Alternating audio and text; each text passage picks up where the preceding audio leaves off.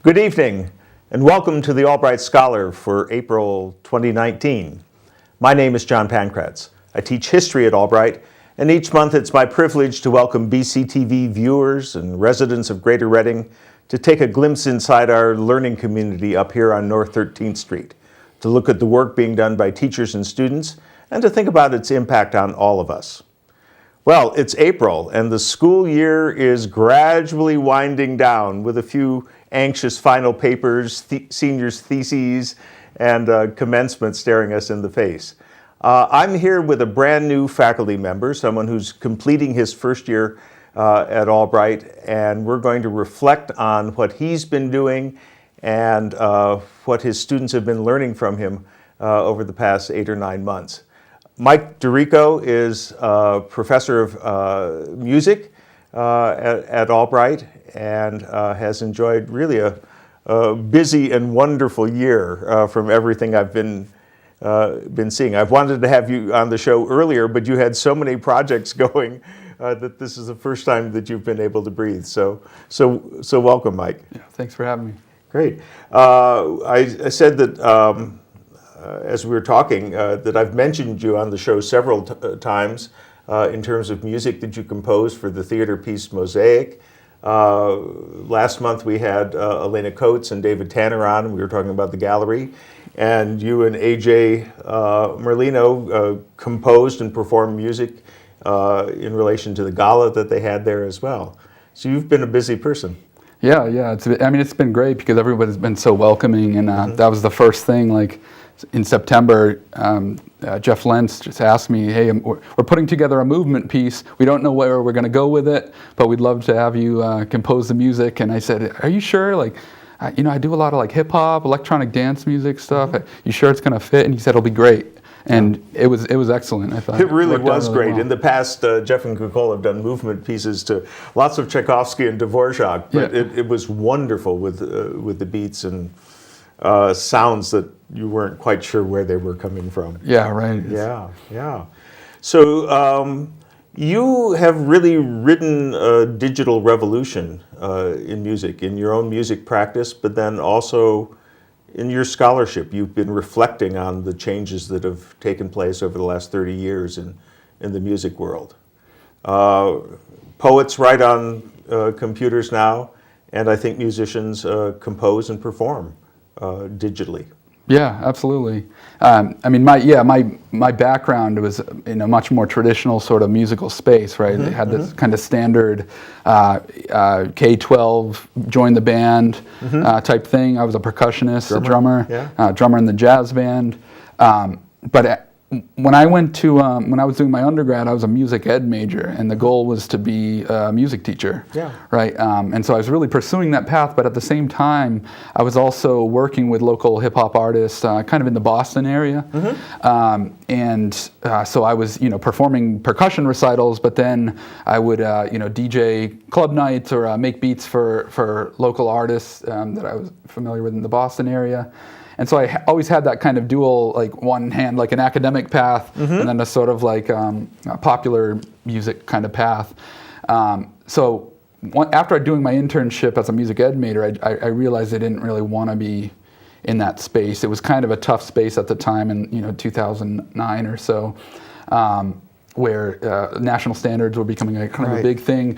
Public education was kind of under the gun for a lot of teaching to the tests and that type of thing. So yeah, that's not very appealing. Right. So I kind of decided I wanted to kind of get a little deeper with it, and that's when I went to grad school. And this was right around the time that the digital revolution, it had picked up a bit, but it was still kind of like starting to kind of take off in full force. And so the beat making that I had been doing even before my undergrad was very much kind of like you have a hardware beat machine and you have this dedicated device, and you would make beats right on that, and then often they had a CD port right on them that you could just export the audio to, and you'd give that CD to a rapper or to another musician, and that was kind of that. And then things like MySpace started coming along, and people would put their music up on MySpace. Beat makers would sell their music. People would have personal websites where they would sell their beats to rappers. So the whole distribution model, the production, distribution, and consumption of music was radically changing. Really changing. So when I went to get my master's, I got my master's at Tufts University in Boston, where, in the area with a lot of the artists that I was performing with and making electronic music with. And I really wanted to try to understand how these changes were affecting my friends and the people that were very much involved with that scene. So I decided to write my master's thesis about a specific device. It was the Akai MPC, which is the Music Production Center. And this was the device throughout the history of hip hop. Artists had used it as a sort of full-on production station. But as new technologies started to emerge, it was interesting to see the ways in which artists still stuck with that simple device, right, or what seemed like a simple device now. In retrospect. So I became fascinated with the artists that were kind of like navigating these new changes in technology by kind of pushing the boundaries of the old technologies, but also embracing the new affordances of digital technologies. And I ended up really focusing on a specific scene in Los Angeles. It became known as the Los Angeles beat scene. Jay Dilla was the kind of pioneering beat maker with that scene, and he became really known as taking that device and really pushing it to its limit and kind of using it in ways that people hadn't kind of imagined. And in the long history of hip hop, that's always been the case, whether it's with turntables and the idea of scratching a turntable and creating loops out of two records, right. Or even now kind of pushing the boundaries of music software program. That's always been the tradition of music making in hip-hop. Using it in ways beyond what it was originally intended. Yeah, exactly. And that's kind of the interesting thing. Part of it is that the companies will release these technologies not necessarily knowing how people are going to use them. And then as people start to use them in interesting ways, they start to design new gear that caters to those techniques that artists are kind of are creating. So there's this feedback loop between the designers and the users. So after I finished my master's thesis, I went out to LA because I figured if I'm going to study these artists, try to get to the source. And so I went out there for 7 years to study not only the artists, artists affiliated with that beat scene, people like Flying Lotus, even people like Kendrick Lamar, new artists like Kamasi Washington and Thundercat, who are kind of blurring the lines between all these different genres, blurring the lines between new and old technologies. But I also talked to the designers of the software and the technologies that these people are using. So trying to figure out what's the nature of that relationship between the designers of instruments or designers of software, the users of those technologies, and then the fans that kind of expect certain things out of the artists that perform for And them. those designers, is that an international community that's creating that software? Yeah, and actually every year there's there's actually two, the North American Music Merchants Organization, NAMM. The NAMM conference happens every year in Anaheim, so a lot of my research was done out there, and that's where all this international group of music instrument developers kind of all get together to showcase their new products. So that became a really useful kind of research hub for me, is to look at changes in the industry, see how, what are the values that are kind of embedded behind the marketing of these products. We talked about this before, this idea of expression, right? Often it's thought that digital tools, these new technologies are sort of soulless, right? There's actually an old company that had this sort of drum machines had no soul. That was their motto, right? So that's the sort of conventional idea about new technologies, that they sort of destroy humanity, they destroy expression. But that's actually the exact opposite of how these companies kind of market themselves and how people use them, is they're looking to kind of figure out how they can enhance what they already do musically, creatively, with these new technologies. And so the idea of touch, for example, is a really important marketing strategy for these companies, to show that how can you use new gestures, how can sort of the physical touch of a human on a technology shape how it's used and how it sounds.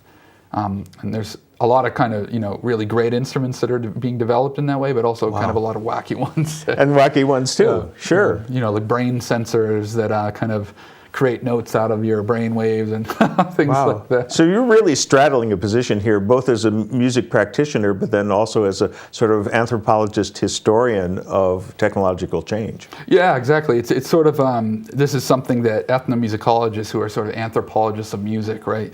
They often, this has been a big tension for them, is how you straddle that insider versus outsider perspective, because this is a discipline, ethnomusicology, like anthropology, kind of emerged as a sort of neo-colonial, right. It emerged out of the colonial mindset of like going into some exotic place, discovering the music and bringing it to a Western audience, right? So nowadays that's radically changed because we have a lot more researchers who are in the communities and kind of digital natives and people who kind of are interested in the music that they've always been a part of, and that's kind of the case with how I got into it, right? How do you understand the relationship between the philosophical, cultural, historical context of a music and the sort of subjective feeling of participating and performing within that community, right? Yeah. So with all this knowledge of the Los Angeles scene, have you been able to create a scene here at Albright College? I'd say, one of the biggest things, one of the greatest things about coming here has been Lion Records. And so this is something that, AJ Merlina, the director of music industry studies here, and myself, we become the sort of faculty mentors of this organization. But it's really a student-run group. All the music majors, and anybody really taking a music class. There are a lot of them these days. Yeah, there's sort of like 80 students in the room every Wednesday night for an hour. Anyone who's in a music class, that's their fourth hour of quality. The sort of experiential component of those classes is Lion Records. 1 hour a week, we all get together. It's 80 students and AJ and myself in Roop Hall. And we have students who are learning how to be artist managers, students who are learning how to be concert promoters, recording engineers, rappers, beat makers, singers, songwriters, studio musicians, and they're all getting together to hone those skills, and the goal being that every semester we put out, maybe 10 singles on the marketplace. So last semester, our first semester, doing it this way, we put out 6 singles on iTunes, Spotify, Amazon Music, and all created, mixed, mastered, recorded, and performed by students. Wow! So if someone typed in Lion Records on iTunes, they could pick up these tracks. LionRecordsAlbright.com. You can kind of see the artist roster is continuously growing. We have, I think, something like 17 artists on the label this semester.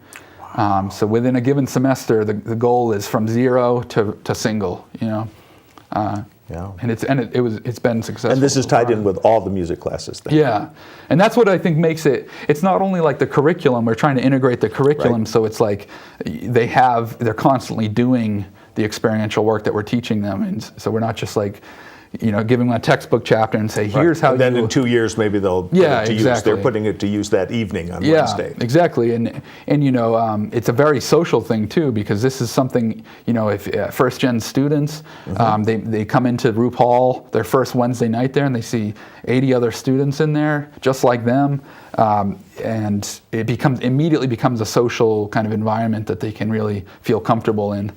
If you're a freshman and you're interested in becoming a beat maker or a recording engineer, automatically you're shadowing the senior students, and so it's always a sort of social kind of space, and that's what's really nice about that, I think. Oh, that's sweet. That's really fabulous.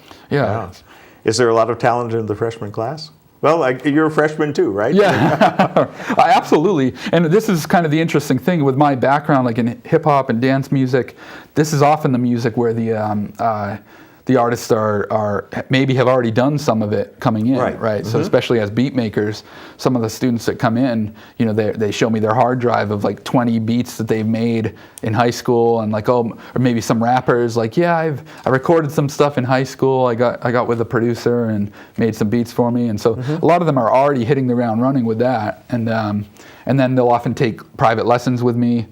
So even before they're taking like the advanced technology curriculum in the major, they're already doing that work, and I think that's where I think they feel really excited about the material. They don't feel like it's like, I don't get to do this until like my junior year, senior year. Right.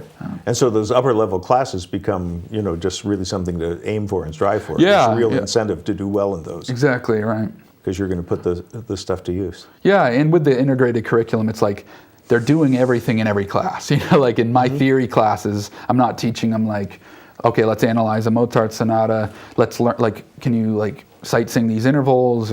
But it's like, let's use Sibelius to notate your own music. Let's start creating some compositions. Use Ableton Live to sequence drum patterns to learn rhythm. Every lesson is really hands-on, so that they're kind of doing the material right away. Right? It's not like a sort of theoretical. It's not actually music theory. It's sort of like musicianship in a way. Right. Right. Composition takes place in that digital way now, doesn't it? Right. Yeah, and it's sort of a blessing and a curse, I guess, right, for many people. Is what happened is, a lot of artists that kind of had previously worked with kind of single instruments, right? Right. You could imagine a guitarist or a pianist. And you're thinking chord structures, Yeah, you're thinking of traditional notation and that sort of thing. Yeah, you're limited to certain sounds, certain ways of making music, and then all of a sudden you have a And that's software. exciting too, right? The limitation of a string quartet proves not to be a limitation at all as you imagine new kinds of sounds. So then all of a sudden, though, when you have these software programs that are like create any sound you can imagine At any frequency. at any music frequency, that you can't hear. any sound you want to use, you can sample any music from the history of recorded sound. It sort of was like it caused a huge wave within communities, because people are like, well, how do you even begin? And so that's where a lot of people actually kind of did the opposite and went backwards and said, I'm going to create the limitations for myself by using like an old piece of analog gear or something, get away from the digital stuff altogether. Or even composers working with digital tools who kind of decide that I'm never going to create more than 10 tracks in my mix or something, Okay. So how do you create limitations so that you can actually get work done is kind of the question. And that's actually something I teach students in writing too. How do you go from, you never just start from the blank screen, right? No. That's the worst thing you could do, is look at Microsoft Word and just watch the cursor blink. Yeah. So it's all a process, right? Writing is a process, and all creativity is a process. And so that's the big thing I try to teach my students when they're working with digital tools, is like, start with the ideas, then go to the tools. So don't start with the tool and then think, I'm going to create music with this because it's the only tool I use to make hip hop music or something. But start with the ideas, then figure out the tool that works for you. Great. Yeah, that sounds really wise. Yeah, and a lesson we can apply in all our classes. Exactly right. Yeah. So next fall, I understand you're going to be teaching a first-year seminar? Yeah, so I put in a proposal for a first-year seminar called the Beats, Rhymes, and Life, the Cultural Politics of Hip Hop. And that's coming from... You think a few students might sign up for Yeah, I'm hoping. I think so. But the really exciting thing about that is, trying to think of it as a first-year seminar. What is the experiential component of that? We want to be encouraging them to start going to experience events. Yep. What is the fourth hour of a class like that? And so that we're going to actually launch the Albright Rap Collective as part of that class, so that students in the class are required to participate in this kind of interdisciplinary space where, we're thinking about how fashion, visual art, music, poetry, how those all have come together in the history of hip hop, to sort of reflect on changes in society, technology, politics, all that type of stuff. And I think that's going to be, we're going to launch that as part of Lion Records, but the hope is that it'll be kind of a standalone thing that we can really have a life of its own. Yeah. Oh yeah, like and take students into the with all sorts of community. different majors have input into it. Yeah, and there's already student clubs and stuff that could like the Zion Step team, and Lion Records itself. We have the talent in all these different student clubs, and so having a hub that becomes the face of a lot of art making at Albright in general, and taking this into the community, and I think it could be a really powerful group. Oh, I think so too. I was just at the African American Society fashion show on Saturday, and there were rappers there and spoken word performers. Absolutely, and dancers as well as fashion designers.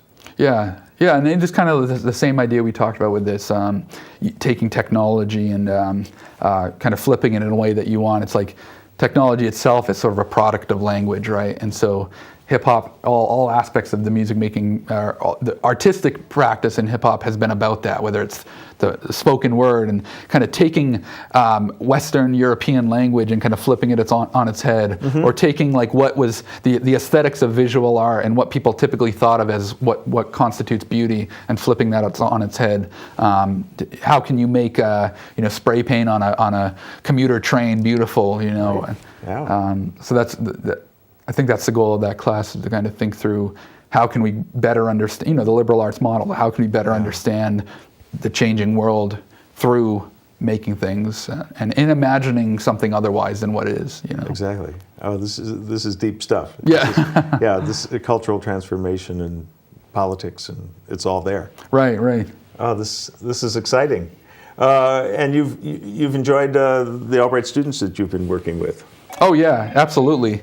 I think totally down to earth, and they're hustlers. It's like what we as academics do. It's like they're you give them something to do, and they don't always see the product right away, but they're willing to put in the time and energy to get it done. And then at the end of the semester, when they see those singles on Spotify or something, it all makes it worth it, and they know that. So I think they really, even in this past semester, really come to embrace the process of it all, and not sort of get like fret about the idea that there's not an immediate product right away. And that's, I think, an important thing to understand. Again, you look at writing itself in that way. Like you talk about, like I'm writing a book right now, and it's like when it's like a multi-year process. Sure. And you don't see the light at the end of the tunnel, and then it's there, and you kind of see what makes it worth it the whole time. Yeah. Give us a plug for your book. What's the title going to be? So it's Interface Aesthetics, Sound, Software, and the Ecology of Digital Audio Production. Okay, what we've just been talking about. Yeah. So exactly, this kind of idea of, it's under contract with Oxford University Press right now, and it's, the idea of this is interface aesthetic, is thinking about the relationship between the aesthetic design of music technology and the sort of social and cultural practice of it, and how the designs of specific software embedded within the design of any given tool is an entire history of practice and ideologies of practice that have been passed on for years, and so each chapter of the book is sort of a case study on a software. Like we think of these things as tools, right? But I think the bigger understanding of technology from philosophy, et cetera, is understanding technology as a way of understanding the world. Look at like Martin Heidegger, back to like the Greek philosophers. That's how they understood technology. Sure. So I think that's the goal of this book, is to kind of look at contemporary popular music, hip hop, R&B, dance music, and the technologies behind its production, so that we can tease out the social cultural context of the changing world that it's a part of. Boy, what important, stimulating work. You've got me thinking all sorts of ideas here. This has been a wonderful half hour. It's gone very quickly, hasn't it? Yeah, oh, for sure. We have. Good. But my sense is that we're going to be talking about your impact on the Albright community and the Albright students for years to come. Right. So I look forward. John. Mike, thanks. Thank you for being with us as well. We'll see you on another episode of the Albright Scholar in May. Until then, good night.